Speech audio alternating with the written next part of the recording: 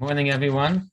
Shavua Tov. If anyone's listening in England, good afternoon, I guess, in England. One of the highlights of the year, each and every year, at Fifth Avenue Synagogue was when Rabbi Lord Jonathan Sacks joined us in Shul. It was always such a special experience and a very, very exciting Shabbos, always packed on those weekends. His sudden passing shocked us all, and what a terrible loss to the entire Jewish community. He was truly a one-of-a-kind individual who inspired countless individuals, both Jew and non-Jew, around the world. We hope and pray that the family will be blessed with comfort and strength. Our dear friends, Mimi and George Proman, were one of the reasons why Rabbi Sacks first frequented the Fifth Avenue Synagogue.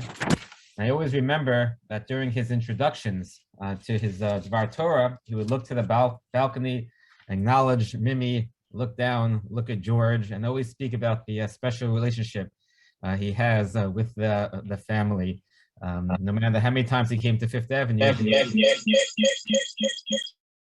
he always stuck that in to his introductions. George is a true student of Rabbi Sacks. He is always sharing his Divrei Torah to other people. And Mimi and George are just such wonderful people, an integral part of the Fifth Avenue Synagogue. We want to thank both Mimi and George for their friendship, for everything they do for our community, and please God bless them with health and happiness and nachas from their wonderful family. Now, George and Mimi both knew Rabbi Sacks for many, many, many years. They knew him quite well. And George will formally introduce this morning's program. Okay, well, probably most of you have joined us today, have done so because of the connection to and interest in Rabbi Sacks. By the time this is over, you would have met his youngest daughter, Gila, who in some real ways has been using and developing many of her dad's teachings and is the embodiment of what that can create. In a real sense, she is an example of leadership he devoted his life to help create. The fact that Gila was able to take that on says much about Rabbi Sacks as a father, and of course, Gila as a daughter. She will tell you that she's one of three, her sister Dina and brother Josh. All became living examples of the principles Rabbi Sacks set about developing. Their dad was an amazing and in a real sense, unique teacher because he absorbed so much from the living, functioning and dysfunctional world around him, and did so in a world where data traveled at the speed of light and human conversation became all the more important. And all of that was made possible with the empowerment of her mom, Lady Elaine, who was the functional power station of that family. Rabbi Sacks and Elaine both lived what they taught. Gila went into government and held senior policy roles, including in the Department of Digital Business and Education, as well as being a policy advisor to prime ministers and private secretary to the permanent secretary at the Prime Minister's office, and is now responsible for policies and programs to prevent disease and reduce health risks. Probably one of the most relevant areas of government needed for good leadership. It was that choice where to apply the skills imbued to her by the values, teachings, and insights she adopted from her dad. How to handle different kinds of power without thinking that you owned that power, and solving problems without believing that you were the source of the solutions. That the best solutions are those developed by a group and not an individual. And here we will now get to experience Gila, one of the children of Rabbi Sacks and Lady Elaine Sacks. The love and security all three of them grew up in gave each one the platform on which to grow, knowing that they each had at the space that they needed to become their own person. Seeing that happen made their parents proud. Enjoy the encounter. All yours. Thank you, George. Thank you for everything you do for Fifth Avenue Synagogue. Gila, thank you so much for your valuable time today. The community is very gracious. Can you, before we talk about your father, which we could probably spend years and still not uncover all of his greatness, can you please tell us a little bit more? I know you're very humble, you don't like to talk about yourself, but a little bit about what you're doing now and your past roles, if you don't mind. I'd appreciate it. Thank you. And thank you. Look, it's such a pleasure to be with you all today. And George, I'm really taken aback. Those are very, very kind, very beautiful words. And it's really a pleasure to be with you because, I mean, as you said, I mean, well, you know, each of you had a very special place in my dad's heart, and he would come back so energized from his visits to the States, just buzzing, I mean, on such a high, and would tell us all about the kind of fantastic conversations he'd had and people he'd encountered. So it's great to have a chance virtually, but to meet and talk with some of you today. So thank you for the friendship that you showed him, and it's very special that, you know, in some small way that can continue now. Jacob, yeah. So what do I do? So I'm a civil servant. The civil service works a little differently in the UK than in the States, but it means that I'm not associated with any political party. I've been working in government since, well, the very end of Tony Blair's time. So I worked very closely with Gordon Brown, with David Cameron, and stuck around since then through lots of change. And I've moved. I'm predominantly a social policy person, and so I've moved around quite a lot of different areas. I like to be the generalist who works alongside lots of specialists, so I can draw on their depth of expertise but provide some fresh eyes. So since COVID started, that's when I moved to work in health. Originally, I was working through the first few months of COVID. I was working on testing, on how you would roll out large-scale testing,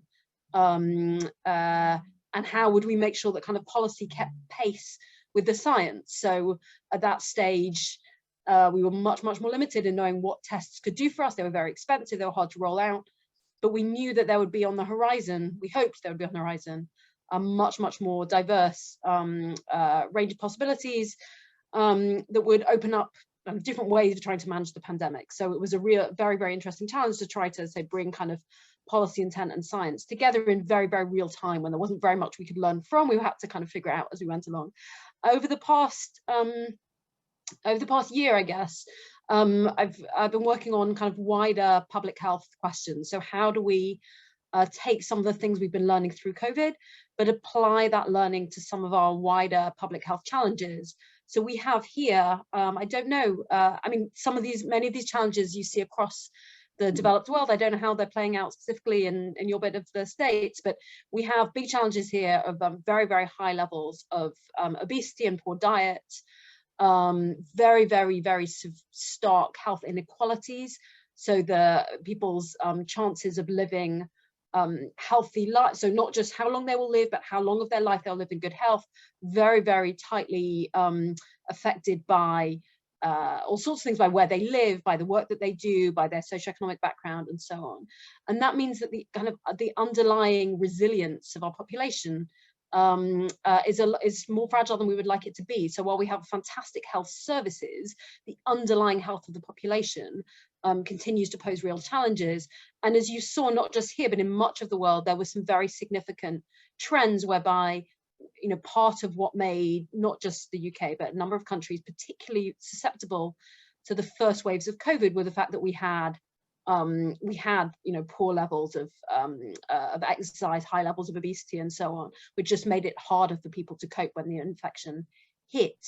So now I work on we kind of restructured our bit of government a little bit so we could put much more focus on health improvement, on disease prevention, and on health inequalities, and really tried to put those issues right at the heart of the health department, so that we'd move just from thinking about how could we treat health to how could we actually improve health and stop disease occurring. It's quite it's a wide-ranging agenda, but it's fascinating, really fascinating, because it brings lots of disciplines together, right? You know, to help people be healthy, you have to think about their education, their housing, their transport, right, as well as the services that they engage with. Yeah, it's a big journey, but it's an interesting one to be on. So I'm curious, in your role, your current role, was there any emphasis on the Jewish community, or was more broad? The entire London, or were you able to use your position to help, maybe more Jewish people get vaccinated? So many of my colleagues, I work, my work is mainly kind of England wide. I have a number of colleagues though, from within the community. There are some fantastic public health professionals that really worked very intensively in some of particularly the Haredi community, where at certain points vaccination levels were lower, some compliance with some of the restrictions was more patchy. But we saw some very interesting learning across different communities. So it was in all sorts of ways. And again, I'm sure this was replicated in much of the States, but I think COVID was a real wake-up call to the fact that we need health policies and programs to be very tightly tailored to the needs of different communities. And you need leadership within those communities, right? There was no point, there was no point kind of somebody coming in from the outside.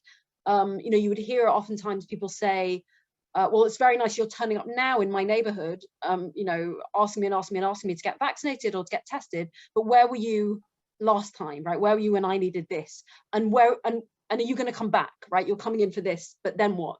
And that was a real wake-up call, I think, for lots of the health community and more widely. But as I said, I think gives us a really interesting foundation to build on.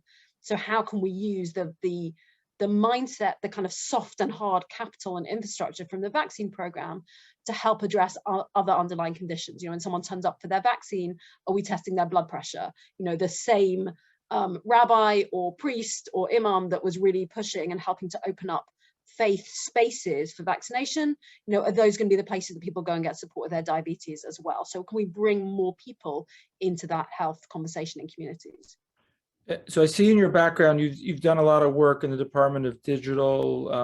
Can you talk a little bit about, online reach versus personal reach, in your role, or, because your father, which we're going to jump into, he used the internet in a way that I've never seen a rabbi use it to really build a Kiddush Hashem. So can you talk a little bit about, in your role, how the digital versus the personal role, please?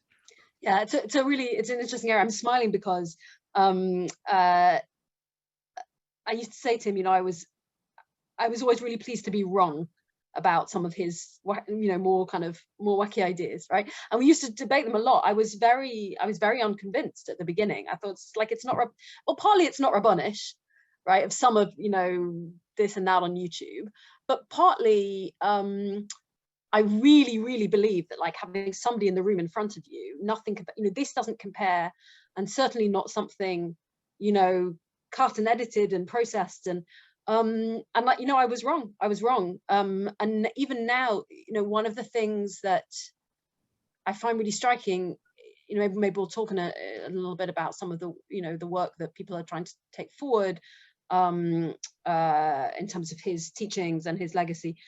I really felt like, well, if someone had met him and heard him speak and had that encounter and had that experience, then great, you could pick up a book or a video afterwards and it would help to kind of extend some of your thinking or your learning. But if you'd never had that first, he was a teacher, he was a rabbi, so if you never met him, this stuff is going to speak to you. And after he died, we would receive so many letters and stories of people that never met him, never even were close, but happened to see a recording of something that led to them reading something. And it was, as I said, it was a pleasure to be proven wrong. And he really wanted to experiment and really try to explore the good that that digital technology and communications could do.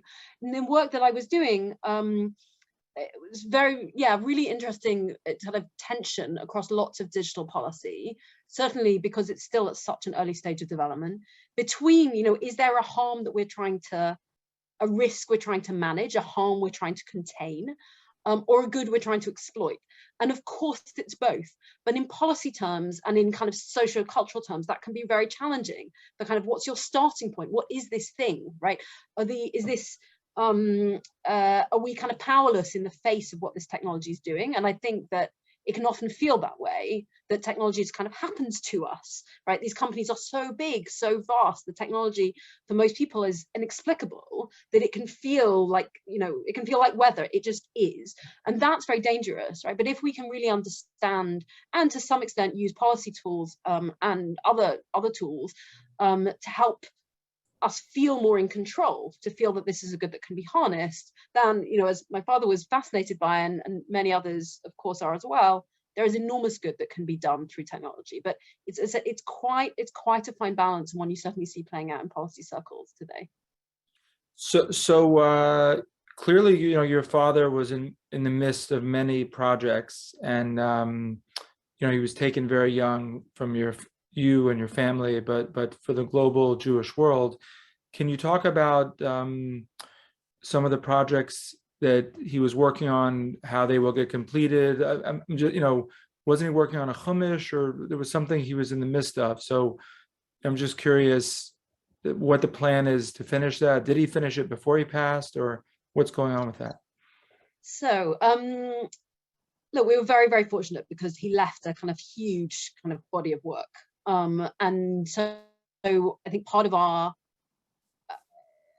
a big part of our focus is, and I hope will continue to be, how can we get the work that was completed, the work that was, published or broadcast to a wider range of audiences. There's very, very exciting potential and projects underway to try to get his work translated into a lot more languages, open up to many kind of wider parts of the world. And to use his work in different ways for different audiences. So in different parts of school systems, or for people, training in different leadership positions and so on. He had obviously written an enormous amount about Torah, right? A large body of Torah commentary. But as you say, he was working, amongst other things, on a commentary to the Chumash. We have his translation. So his translation of the Chumash is now published by Koren in a kind of quite a wide range of different formats, and as part of their wider body of work, which is great. And Koren are working on kind of, are there ways to build together his Torah commentary into a Chumash commentary? But it's still work in progress, and it is a real challenge because he was a perfectionist, right? And he wanted things exactly the way he wanted them. And there's definitely a balance to be struck across all of this kind of work of how much, how we can't have that his final say on things, right? So where, how kind of pure to hold to his word, and how much to kind of open up so that we can, as I say, make the work that he produced more accessible, more open to different audiences.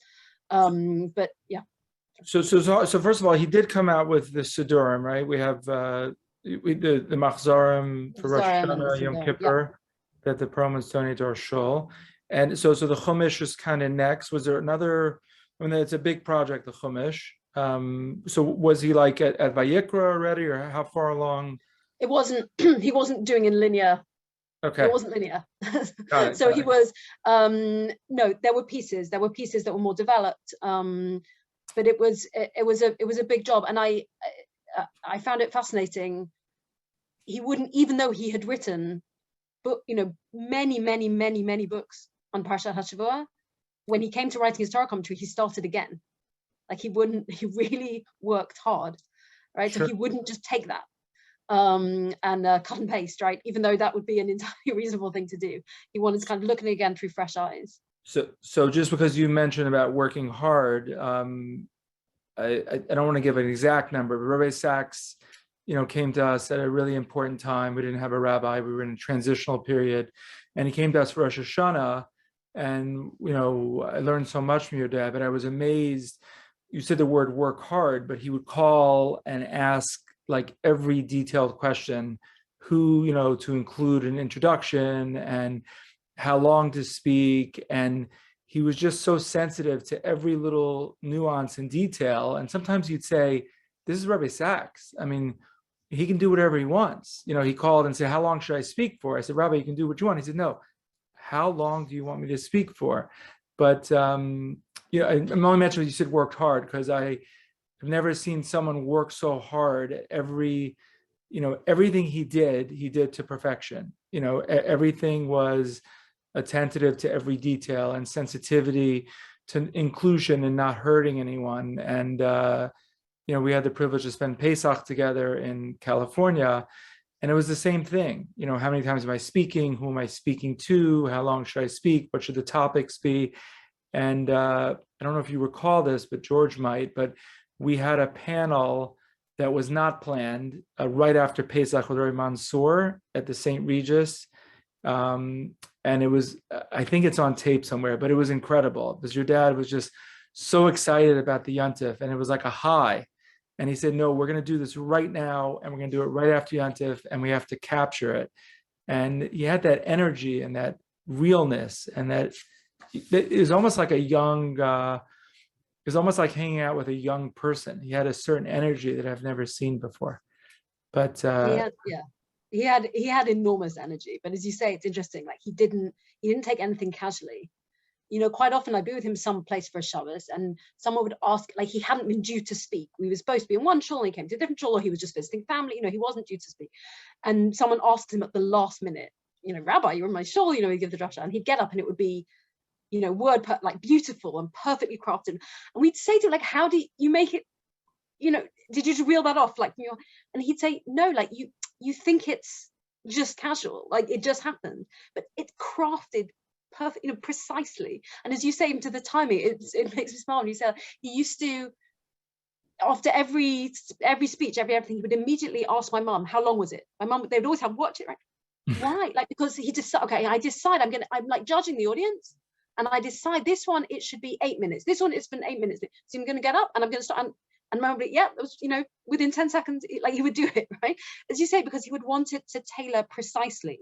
And absolutely to people, I mean, he would always say, and I think this, I really see this, and you see this with, this really like distinguishes people in terms of kind of leaders that people engage with or not. He would always say, I travel all over the world and I meet so many different people and so many different groups. And what's the one question I get asked the most wherever I go? Rabbi, do you remember me? Rabbi, do you remember my name? Okay, and that matters. It matters enormously. And that, that ability to be present and remember who was the person and when did I last see them, and how was their son who was taking the exam and somebody was sick. And that, I mean, again, in that sense, he wasn't unique. The things that people remember, again, the stories people told after he died, yes, great books and great teaching, but I remember that he phoned me when I was sick, and he, and then he phoned again, and then he phoned again. Right. And that for me was such a lesson, because I'm not sure all of that always came naturally to him. He went in, certainly in his younger days. I mean, he was an intellectual, like he was a real intellectual. And I think he had to learn to also be a people person. Right. That was not so easy. And it definitely developed kind of, over time. But that's what stays with people. Yeah. And also his patience. In other words, whenever he would speak, there would be lines of people that would approach him afterwards, and your mom would gently be waiting and be patient, but he always would give everyone their fair time. And if he didn't and he had to run, he would honestly say, here's an email exchange. He really genuinely followed up with everyone in a very sincere way. And I think that was also, extremely unique and extremely inspiring to see. So two things you mentioned, because you seems like you're getting you received and you will be receiving a tremendous amount of feedback from the global world about your dad. And what I'm curious is, have you, your mom, and your family, have you thought about sharing, again, some of it I'm sure is private, maybe help them through a marriage problem or a death or something that they don't want shared, but the things that you can share, are you able to put a journal together to share with the world? Or like, what are you thinking about that? Yeah, so we were saying just before the session started, my father was blessed to have fantastic like small professional team around him, and one of his team in particular, Dan Sacker, who you may have met, I know you know Joanna, who's kind of the other half, has really taken on himself a project of kind of overhauling my father's website. And it's I think the new one is now live, or it's live in beta form, or it's almost live.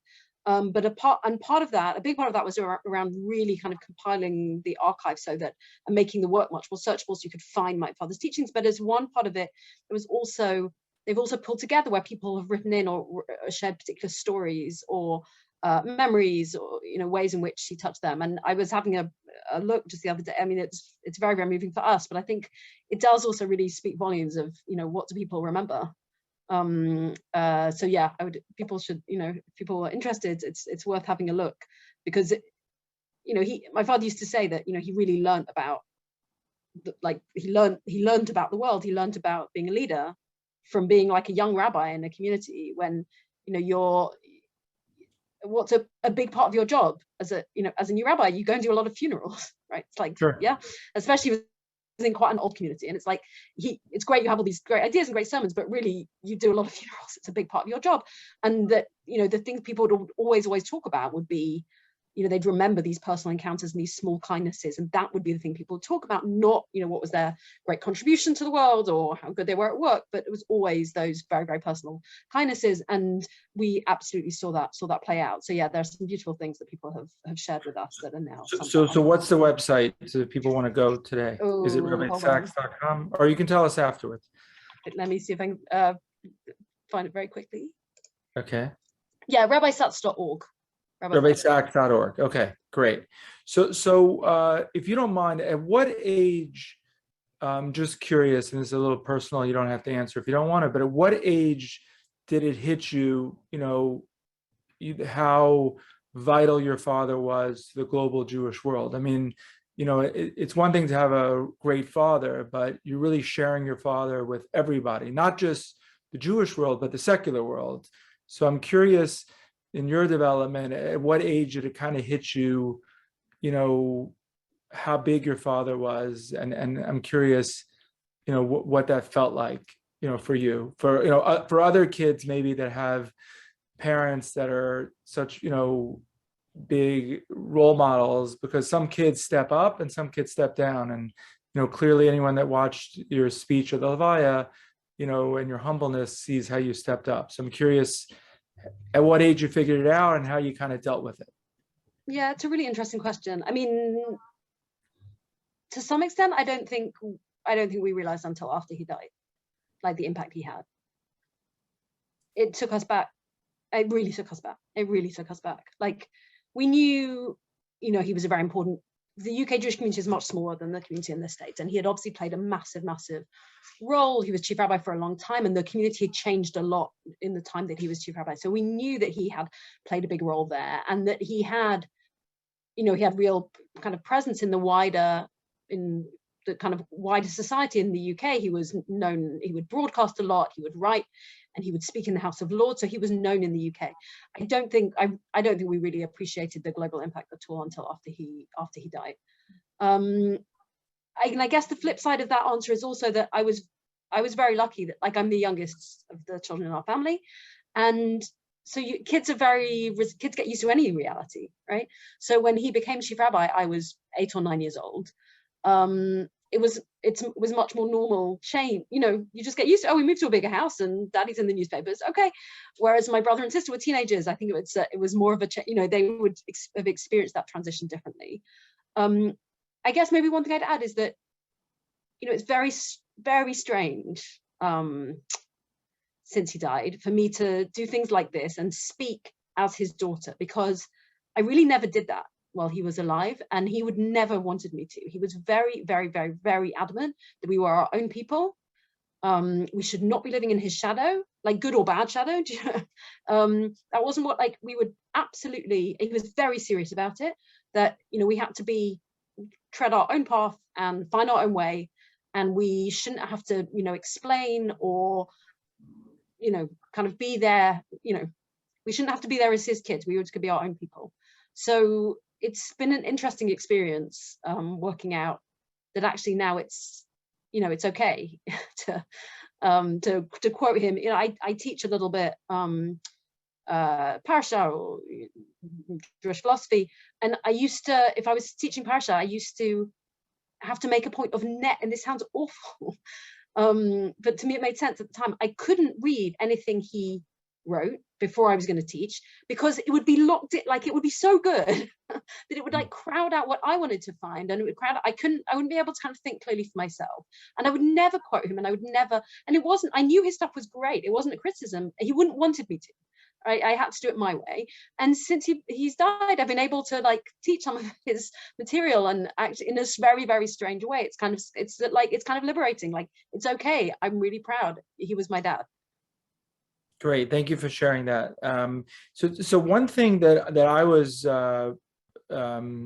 inspired by, there are many, but your father loved davening and he loved singing, and I didn't know that until I met him. But he wanted to daven Besuki de Zimra, or he offered to help the community and led the davening, and he really pushed himself, to do it. And Yehuda Green came one Friday night, and they were singing. Your dad was on a chair, and he was like a teenager, and the whole room, shook up, like they'd never seen a rabbi like that, with your father as, being so articulate, to have that fun and vibrant personality. So I wonder if you could, talk about that, the musical part of your dad. Yeah. So, he loved music. He loved music. His father, my late grandfather, left school. It was like a classic refugee story, left school very young, was never able really to get an education, but loved classical music and taught my father a very, very strong appreciation of the kind of, the great classical canon. And so my father absolutely loved music. I think always felt that like Jewish music was in some way, compared to kind of very, very beautiful choral church music, where there hadn't been as much kind of investment and focus on what Jewish music could become. And so if he would find like a new artist or somebody writing great new Jewish music, or he would even, he would get his nieces and nephews in Israel to tell him about the latest, Israeli pop singers. He was fascinated by kind of where Jewish music could go, because it was a kind of, in some ways, kind of under-nurtured aspect of Jewish life. But he was, and this is something we were very different in many ways. Like he was a very, very spiritual person. I'm probably much less so, but he really was. And so music could speak in a way that no great sermon and no great book could do. And he really could, was very, very serious about the need to kind of rebuild some of that spiritual experience into our shuls. And he, as you say, I mean, and lots of people would have these stories. He was never happier than, he would go to, B'nai Akiva, or to youth movement conferences, or national student conferences, and he'd be the first one, up on his chair, getting everybody singing. That was, absolutely, that was like him at his best. And he knew, those were experiences that impacted him, and he knew what that could do for other people. Absolutely. Yeah, no, it had an impact. The other thing I noticed about your father, he just loved being around young people. I wonder if you could talk about that. But he, I could give you many situations, but he just got inspired by connecting. He connected with everyone. So I don't want to say young versus old, but a lot of older people like hanging around with older people of their ilk, and they reach a certain level. But your dad always loved college, high school. He wanted to know what was going on in their lives. I wonder if you could talk about that.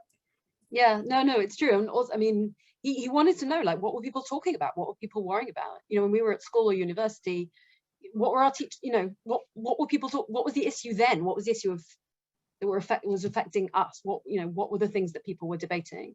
Absolutely. Well, because I don't know. It's interesting. I don't know.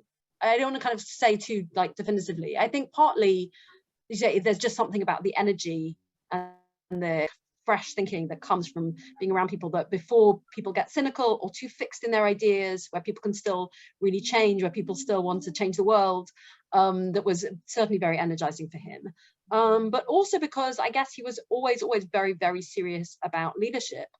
He spoke and wrote a great deal about how powerful it was for him when he was young to have, when he was a student, to have people challenge him and expect him to lead and believe in him more than he believed in himself.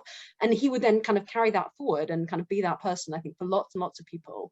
And yeah, lots of people would speak about the fact that he would ask them, right, what are you going to do? Right, what difference are you going to make? And people would, and if you're a high school student or a college student, that's quite a powerful thing, really. Who am I?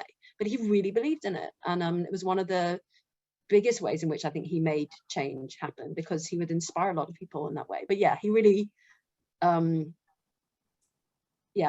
being around young people. I mean, he was a very, very, very doting subber. He really, I'm sure all grandparents are, but he would, he really paid attention, really paid attention to his grandkids and to each of their differences and their particular personalities. And, I'd send photos and of my kids, and it might sound like a small thing, but it said so much about him. It wouldn't just be like, that's a lovely photo. He'd phone up and he'd be like, zoom in on that specific expression on that, on that photo on the swing, like, look what he's thinking. He paid attention. He really paid attention. And we saw that play out in small ways and in big ways, as you say. So I wonder if that has to do, I'm sure you've heard, your father seemed to have had, the Lubavitch Rebbe had a big impact on him at a relatively young age. And I'm wondering if that was sort of payback, because, that the way your dad told me the story, and you know it better than me, but that pushed him in a certain way that maybe he didn't think he would go in, and maybe he felt that he could, do that for others. I don't know if you've thought about that or. Absolutely, yeah. I think like we can't kind of overstate how big an impact that had on him. And as I said, this sense that someone believed in you, that's a huge thing, right? If people believe you can do great things, how do you walk away from that, right? Maybe you can. And I think, well, I see this, I'm sure we all see this playing out in our lives. You see it at work. If you believe in people, they'll figure out a lot of the rest of it for themselves, right? You don't need to prescribe the path, and you don't need so many sticks and carrots. I don't know if that's a phrase that carries to the States, right? You don't need so many incentives or rules, if you set high. I remember very clearly, like, my first kind of couple of bosses or managers, right? You set high bars for people, and then you back them, they'll get there. And he really lived that out. Absolutely. So the other thing that I found fascinating, so I think were you on both Pesach trips with us in California? You were both times, or one? I think one of them I was. Yeah. So I think it was the first one. So your father, we had arranged his travel way in advance, and then Google found out that your dad was there, and they invited him to come speak at Google. And your father said, "I have to do it. These are young entrepreneurs," and I think, your father really felt something like, didn't matter Jewish or not Jewish. He felt he had to make a Kiddush Hashem for everyone.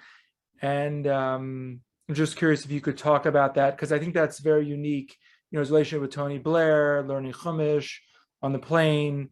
But maybe as a daughter, how do you take that? And maybe if you could expound on what I'm saying on that. I think it was an incredibly central part of how he lived and the Judah he taught. Like, if you have an opportunity, or more than that, I was going to say if you have an opportunity, and I was thinking that's the wrong phrase. You have an opportunity. Of course, you have an opportunity, right, to take what Torah gives us, and make whatever good what opportunities in front of you, right? What good change can you make with that Torah? I mean, I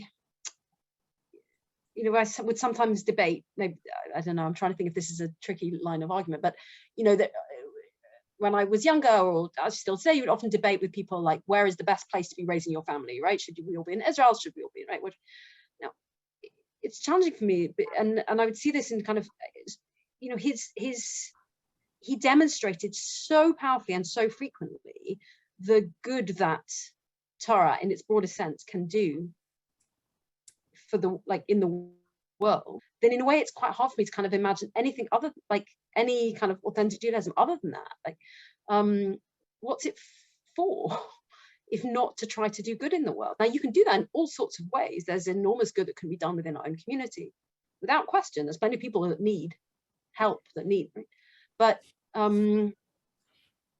yeah, I mean, you know, without question, that had an enormous impact on me and on our whole family, and kind of shapes everything else, because you know, once you recognize the like incredible opportunity that you have, so, you know, in all our different ways, right? I have enormous opportunity because, you know, I have incredible parents. I have like incredible kind of basis of learning from Torah and mitzvot and so on. And because we live in, you know, very privileged way, you know, we're living in Western countries in peaceful times and so on and so on and so on. Well, that set of privileges brings enormous responsibility. So what are you going to do with it? Right? And absolutely, as you say, he could never kind of walk away from an opportunity to try to share that and try to really share what Torah could give to people. And I think that's partly what makes his Torah so meaningful within the Jewish community, is he had to always think about how would it translate outside, and make it relevant to the world in which people were really living. Great. So for philanthropists on the call, or people that want to help maintain your father's legacy, can you talk a little bit about what you can share, you know, is being done on a global front, you know, as far as Rabbi Sacks' legacy, please? Sure. So, you know, this is still, the plans are still really still in development. It's taken us a little bit of time, say, to kind of get our head around the right things to do next. And as I said, we were kind of really overwhelmed with, you know, the support people really, really wanted to do, far more than we could ever imagine. People came forward and are coming forward wanting to find different ways to spread his teaching. And we've established the Rabbi Sacks Legacy Trust to try to take his teaching out to new audiences, and to use it in ways that can really support people to develop as leaders and to develop communities. So that's doing that in a range of ways. I mentioned the website, so trying to make sure that his teaching is as accessible as it can be. I said, trying to make sure that his books are accessible in different languages and different formats, to publish, you know, maybe work that's gone out of publication and so on. And we're also, you know, very, very fortunate to be starting to partner with a range of institutions. YU has really been kind of amongst the first, and to develop some really like incredibly exciting plans in this space to try to you know, develop programs to take his teaching and really use them to kind of develop new leaders, you know, new Talmidim, or to provide kind of support to people that really do want to go out and build on his teaching, to learn from each other and to share their ideas. There is lots and lots of appetite and support in the States, for which we are extremely, extremely thankful, but also really in Israel, where I think there's some very, very, very interesting conversations taking place around, particularly given some of the challenges around the kind of religious and political spectrum, and where some of the kind of tensions are, or some of the challenges are in terms of developing kind of a contemporary Judaism that really speaks to young Israelis today. I think there's a lot of appetite to try to see what could his teaching do there, whether through the school system or through kind of other kind of, you know, pockets of learning opportunity. So yeah, it's kind of early days. I mentioned my mum and my husband are currently on a plane heading to the States, partly to try to build on some of these conversations, to meet with some people that have you know, ideas they want to take forward in this space. We don't, you know, we kind of want to tread carefully, right? Sure. As I said, you know, he was the author of his work, right? He kind of, you know, shaped what we want to do with it. But, you know, thankfully he left us with so much to work from. And if there are institutions out there, or, you know, people that think there are ways in which they could use the Torah that he taught positively to help inspire more people, help people to feel that sense of responsibility, that empowerment that he gave to me, that he gave to so many people. If there are ways to keep that alive, then, you know, we really feel very humbled to have that energy and that support from people. So your dad was an amazing teacher, and the majority of today is going to be our discussion. First of all, is there anything that you wanted to discuss that I left out? That's my first question. Then No, it's been great speaking to you, Jacob. So this week's parsha was about the Mishkan and the Beis Hamikdash, which are really foreign concepts for a lot of people, myself included. I think there's a museum in Brooklyn that has, or in Israel, that you can see the Beis Hamikdash. But I was hoping in the short time we have today, if there's anything you wanted to share, some teachings, Mishkan and Beis Hamikdash, for a little bit, if you're okay with that. Great. Thank you. Okay, so let's do that. So as you say, we're at an interesting point in Torah. I want to, yesterday we read Parashat Terumah, and every time we get to this part of Torah, I and maybe a number of us are struck by the great contrast between the first half of the book of Shemot and the second. And I just wanted to explore a little bit some of that contrast, and a little bit through my dad's teaching, a little bit through some of my own learning, and particularly the symbol of the Mishkan, which dominates this part of Torah in enormous detail. In the first half of the book of Shemot, it's the most famous, probably the most famous story of all time, right? The drama of the slavery and the plagues and the Exodus, and finally, revelation at Sinai. And the second half of Shemot, it couldn't be more different. We go into enormous detail about the construction of the Mishkan, vast precision, how every item is described, how it should be constructed, its measurements, and so on. And it can feel, as you say, it can feel very alien to us. The lessons of the Exodus narrative are very well rehearsed and kind of globally accessible, very timeless teachings on freedom and faith and not oppressing the stranger. But what is this second half of Shemot? What is this Mishkan? What is it there to teach us? So there are many explanations given as to why the Torah goes into such great detail. And why it repeats, seemingly repeats so much of the Mishkan story. So we have in Terumah and Tetzaveh the instruction to build. We then have the story of the golden calf, and then seemingly repetition of the Mishkan instructions in Vayakal and Pekudei. And I want to explore a little bit about what's going on and what the Mishkan is there to teach us. Now, to do that, we need to go back a little bit. We have got to go back into Egypt. So imagine you're Moshe, or imagine you're God, whichever is you find easier to imagine, right? And you're tasked with leading a bunch of slaves out of the only life they've ever known. They're entirely subservient. They've never really been able to exercise free will. Think about who they are. Try to get inside their heads. Now, we know that far from being, eager to follow Moshe out of Egypt, they were traumatized and they found it very hard to listen, very hard to let go of Egypt, right? We know that when Moshe comes to speak to them, to call to them, we're told they couldn't hear, they couldn't listen because of the cruelty of their slavery, what it had done for their spirit. And Torah tells us time and time again that even after they leave, they are attached to their slavery, right? They say time and time again, why did you bring us here to die in the wilderness? It would have been better for us to stay.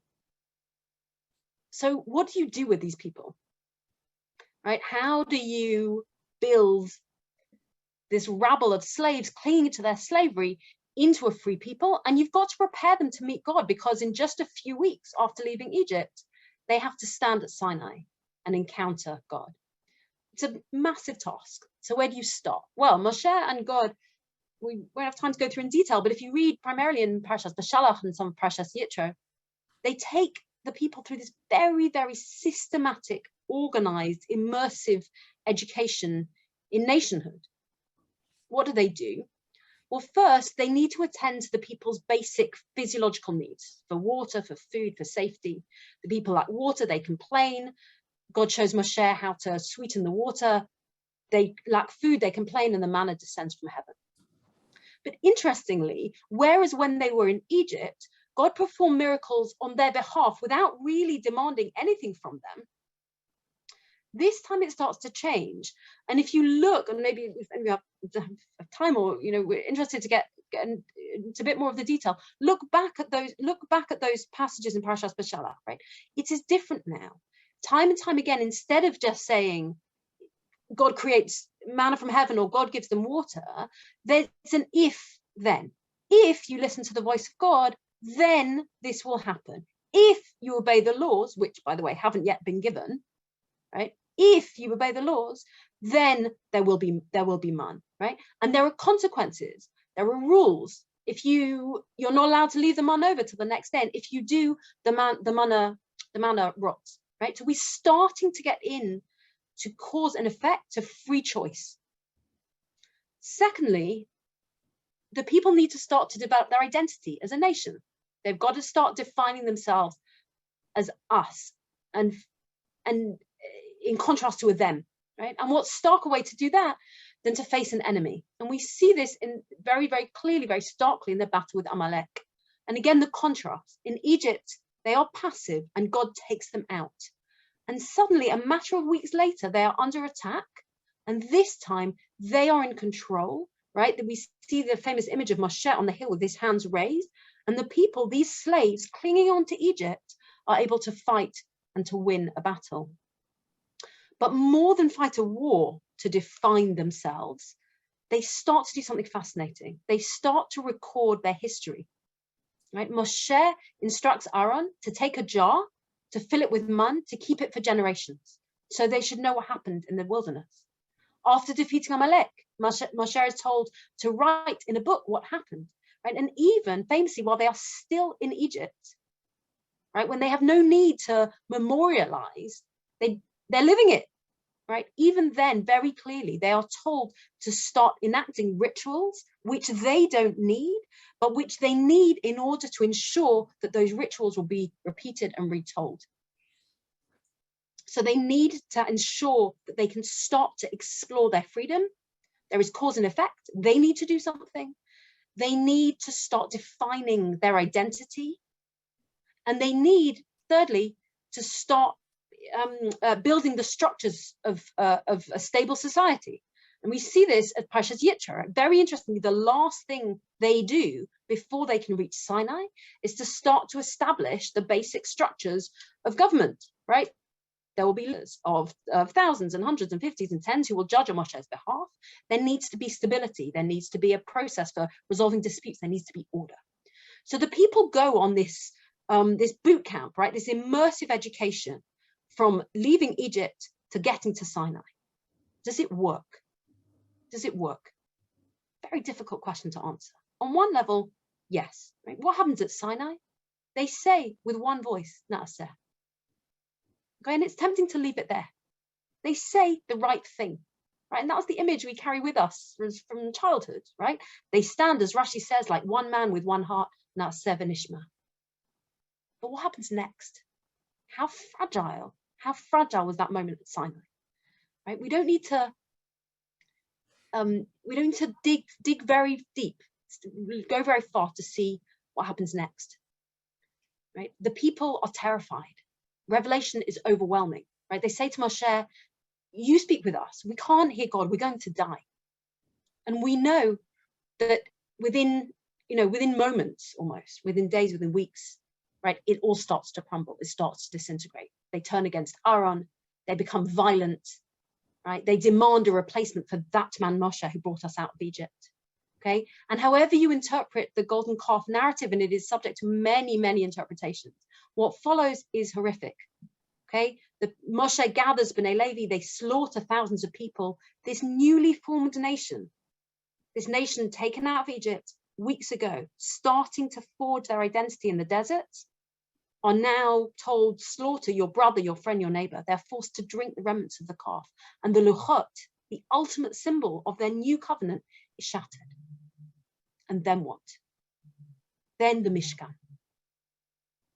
Now, much is written and debated about the narrative order of this part of Torah, and we won't go into it now.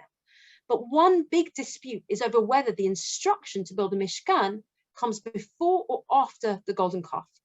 Or rather, was the mishkan always intended, or was it a response, a reaction, a reparation for the sin?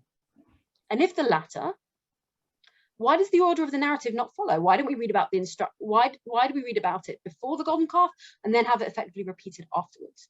Something significant seems to have shifted in the reading of the Mishkan before the Kaf and the reading afterwards. In the first account, which we read yesterday, we are told once about the people giving to the Mishkan. And then the rest of the parsha focuses on the description of what is to be built.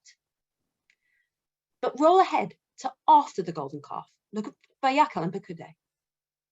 We see again and again and again that it is the giving and the givers who are emphasized. I won't go through it all, but again, countless times we are told, Moshe says to the people, right, take, this is what God has said, right, you should take from whoever is of a willing heart. Everyone, and they came, everyone whose heart stirred him up, everyone whose spirit was willing.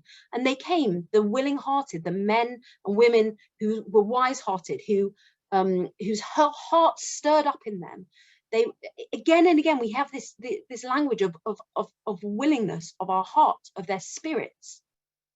And the Torah tells us again and again that the Mishkan is built with the gifts and talents of the heart. Right, that the giving to the Mishkan was voluntary, that it depended on hearts, on spirits. And it's very unusual language. Right? Let's just think about it for a moment. This isn't how the Torah talks. Okay, not just compared to Teruma, where, as I said, the emphasis is on the detail of the building, but compared to almost all of Torah, right? Up until now, the people have been, by and large, the people, right? A single collective. They're enslaved as the people. They leave Egypt, the people. They receive law, the people. A small number of individuals are singled out here and there and named, but very few. Okay, the narrative applies to everyone, and law, when it comes, applies to everyone. So why now, with the building of the Mishkan, do people's hearts come into it at all? Now, my father writes about this in a number of places. He compares it to the story of the building of the temple 500 years later by King Solomon, and points out that, why was that the undoing? That should have been the grand completion of this narrative, but it was the undoing of Solomon. Why? Because King Solomon forced labor, conscripted people into forced labor, right? He forced the people to build the temple. And a critical lesson of the Mishkan is that it had to be free, it had to be built on freely given gifts and energy and skill, right? In Teruma and Tetzaveh, the emphasis is on the objects, but in Vayakhel, after the calf, the emphasis is on the givers and the builders, not on what is being built. And for the people, this, would probably have been the first time they had the opportunity to express, their hearts, their wisdom, to bring of themselves. And in doing so, they were able as individuals to each have a direct stake in this national project in creating a home for God. And so maybe this gives us a clue as to what was, the limitation on this nation building project they went on before they got to Sinai. Okay, because that was a plan built on seeing the nation as a nation. But the individuals and their experience in many ways absent until we get to the Mishkan, which is in Torah, in many ways, a first explicit attempt to recognize and to celebrate individuality and individual emotion, right? What was it really like for the people to go through that journey? What was it like for them to be now in the desert, right? Now free, now terrified. So what do we learn from the Mishkan and its place in Shema? Well, firstly, emotions matter and they must be respected, right? And we see this today in politics for good and bad, right? Leaders who forget or neglect the emotional experience of the people they're leading lose their connection to the people they're trying to lead. And in time, they won't be able to lead them, right? Viewed through the lens of history, the people were a people embarking on a great journey under the protection of God. But what did it feel like to be one of them? Right? If we need to, in Torah and in our own leadership, right, we need to understand that rational argument can't fully replace the importance of emotion and to need to take people with us. And secondly, and related to this, the aggregate, the whole, doesn't account for individual experience, right? Our countries might be getting richer and employment might be higher than ever, and all may be going in a good direction, but that aggregate story tells us nothing about what it feels like for the individual in the midst of it, especially the individual for whom the aggregate picture doesn't apply, right? And thirdly, and critically, people's identities are built to such a large degree on what they can give. And the Mishkan was an ingenious way to bring the people together. Receiving is hard, right? Letting in God and Torah, but giving is much more natural. Right? Invite the people to give of themselves, and they become committed to each other and to their shared endeavors. Build something together, and you build community. And when we don't give people the space to give of themselves, to give of their individuality, right, we make it very, very difficult for people to really have a stake in our collective future.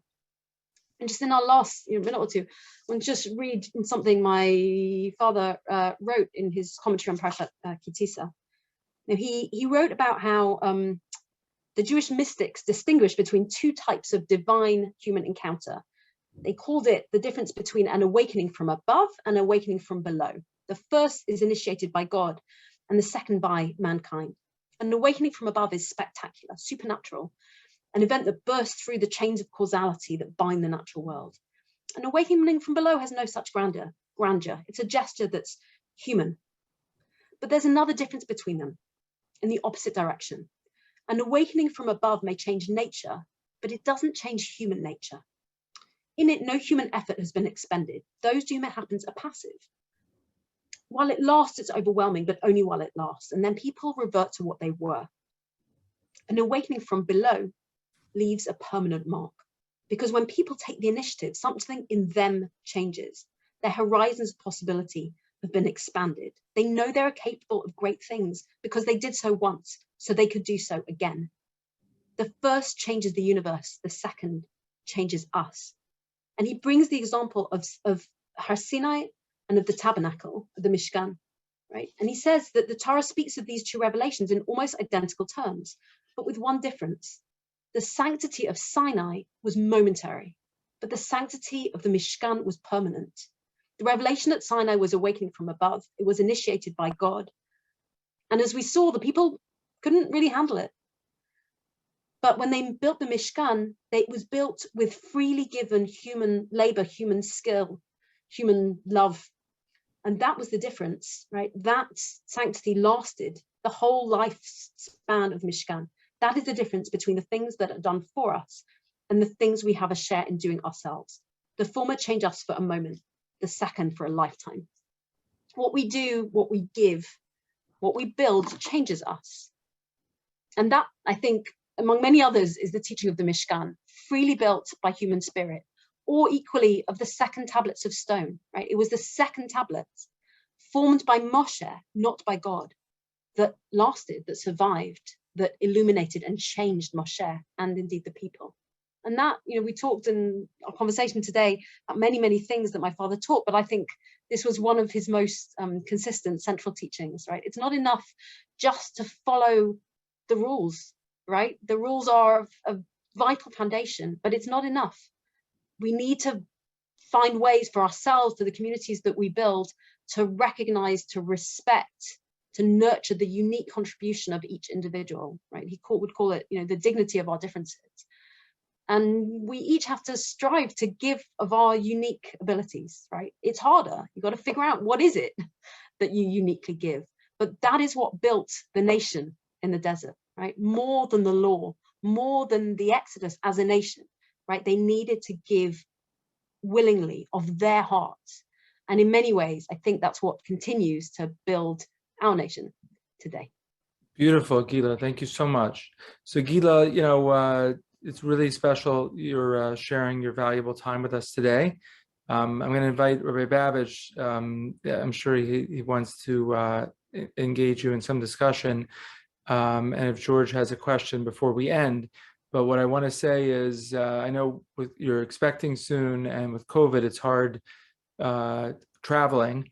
But where Fifth Avenue Synagogue was a very special place that your father, was a mentor to me, to Ray Babbage, many of our donors, and everyone in our community. And we want to extend that relationship with your entire family and you. And we're in the midst of a major renovation, and you talked about giving from the heart today, which hopefully will inspire others. But you know, we really would love to have you come in person for a Shabbos and maybe a Friday night dinner. And, you know, when you're able to, and you're always welcome to visit our community, which is your community. So I want to thank you again, you know, from the bottom of our heart for your time today and your busy schedule. But Rabbi Babbage, did you have any questions for Gila? Yes. First, thank you so much, Gila, for your time today. It's quite enjoyable, enlightening, and for your beautiful Dvar Torah. And one of the things I always felt that was so unique about your father was that he was the perfect balance of so many different skills, in the sense that you said he started off really rooted in the academics. Maybe that's where his natural tendency was. But when he spoke, you know, as you said, he was an academic, he was musical, he was humorous, there's always jokes in it. He was sensitive, he always knew what to say to the right person to make them feel good. And all these different skills were really coalesced in one individual, really made him something so unique. You seem to have suggested that he perhaps wasn't always that way, and maybe he had to develop some of these areas of his life. But you know, I've never met someone who was so talented in so many different areas to come together as one. But the question I had for you was that you know, you grew up with your father being a rabbi, a chief rabbi, and eventually he became more of a global rabbi. And you know, there are some you know, difficulties it is for a rabbi with their family, balancing both family life and rabbinic service. You could have Sunday plans with your family, and then someone could pass away and you have a funeral. Often people expect the rabbi's children to behave differently than every other child in the community. And there's a certain focus on the family that could bring a certain amount of stress, how to balance, you know, offering others what they need and the community what they need, and offering your family what the family needs. So just curious, from your perspective, growing up, how your father approached this very delicate and difficult balance of caring for his family and simultaneously caring for the community. So I think if he was here, he would say, no, that was my mom. Like, that's what my mom worked on, right? And they were an incredible team. I mean, without question, he couldn't have done what he did in his life if he didn't have her, without question, because he knew that, like, he in lots of ways he wasn't around. Like, even when he was around, often his head was someplace else. I think maybe it's partly, I mentioned he was a very doting grandfather, and I think it's partly he was kind of compensating for, you know, when he wasn't around as much when we were young. So he really did depend an enormous amount, and I think we took that for granted. That was how it was. Like, mom was around, and my dad used to, when I was a kid, he used to have a study at the bottom of a garden, like a shed at the bottom of the garden. That's where, you know, dad's at the bottom of the garden and mom is in the home, right? So he wasn't always, but you know, when it mattered, he was absolutely there, right? And you know, if we were having a hard time, or you know, we were upset about something, or we didn't do our, you know, we got bad grades, or you know, when he knew we needed him, he was without question there. But also, I think he really gave us a lot of space. You know, I said earlier in the discussion, you know, he really was adamant we were to be our own people. He never ever put pressure on us that we needed to behave a certain way because we were the rabbi's kids. I mean, our friends were amazed that actually we had more freedom than, there were rules like there are in every family, and you expect to behave properly, but actually we had a lot of freedom as kids, and I think that's very, very important. You know, we chose our way, we chose how we were going to live, and how our Jewish you know, values were going to play out, and what we would wear, and what we would, you know, what music we would listen to, and all the other things that kids want to do. We had a lot of freedom, and I think our parents made a really good call that, you know, if you, I guess we were saying, you know, you in some ways set high expectations, right? You know, inspire us in different ways, but give us the space to do it our own way. And you know, it's not always, as a parent, I realize it's really not always so easy to get that balance right, but I think they did a good job. So, George. Thank you. George. Yeah, Gila, I'm struck. You know, I mean, I don't know you personally right well. Of course, I know your parents, and the thing that I found very interesting in your path, the two books that made the greatest impression on me from your father, by their very title word, I think they really come together with the key elements, the dignity of difference and the house we build together. Both principles you talked on today. He was a very open man, open to everything, and that's what gave him his power. He learned everything that was there around him. He learned. I was inspired by that because I've done that myself, and I've seen it. I've seen it in close in operation as to how he thought and what got through to him. And he would see things out of the corner of his eye, so to speak, and sense it and adopt it and know that it was there. You chose going into government, which is, of course, a means of serving the people, right? Serving, of course, being something very important within this. However, how have you managed the restrictions that working for government necessitate? How difficult is it to bounce against that, to feel that there is something that needs to be done differently because you've understood it, because you heard this, you understood that, and you understand something that others don't? How have you balanced that? Because I'm very interested in how the restrictions of one environment in which you work limit, and how you manage that to be able to move the barriers and move the parameters when you believe that they need to be moved. How do you manage to persuade people to see it your way and to make, one of your father's great stories, history, it's his story, make it your story? It's a very interesting question. Most of the time, I don't find government a constraining place in the way you describe it, because there is a lot of work to do and we can't do all the things we want to do. But I also don't think I have all the answers. I think if I thought I had all the answers, I'd probably gone into a different path.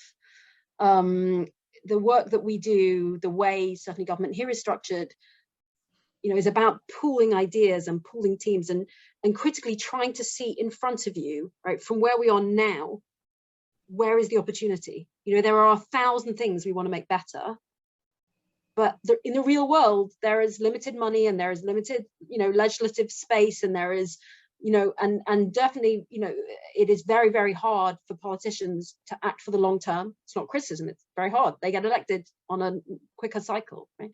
So there are constraints in the system we set up for ourselves, but there are 1,000 things we could do, right? So there's going to be 5 of them we can do now. So how do you pick those 5? And those 5 could make an enormous difference. We're talking about whole country.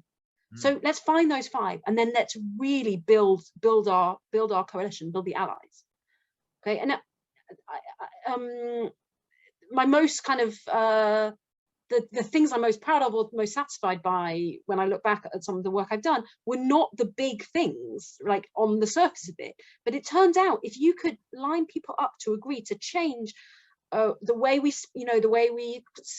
allocated money a particular way, or the way, right, you could do great stuff that way, right? So it's not always about the kind of the big ideas or the big vision. For me, there's an enormous amount of good that can be done from finding the opportunities, where you are, and as I said, kind of taking people with you. Look, I think one of the things there's, in almost all ways, I can't live up to my dad, but one thing that I think he taught me that I think I definitely learned is like how to convince people, to persuade people of something, right? And said most people in government, even in bits of, even people you don't agree with, and even people from different political persuasion, most people want to do something good. And if you can help them find that way through, even the small things can make a big difference. And yeah, it's not always easy. These are not the easiest of political times anywhere in the world. But there's always a thing you can do. There's always a thing you can do. So Gila, because we want to do this more regularly, and we asked you for an hour, and we're at 1 hour and 15. So I want to let you go, and I want to thank you again on behalf of the synagogue for your time. B'shana tova mitzlachas, and we should be in touch with only good things. Thank you. and look forward to seeing you in person at the shul, or if not, a follow-up Zoom. Thank you so much. Thank you so much. It really has been a pleasure. Have Thank a you. great day, everyone. Thank you. Thank you. Bye-bye.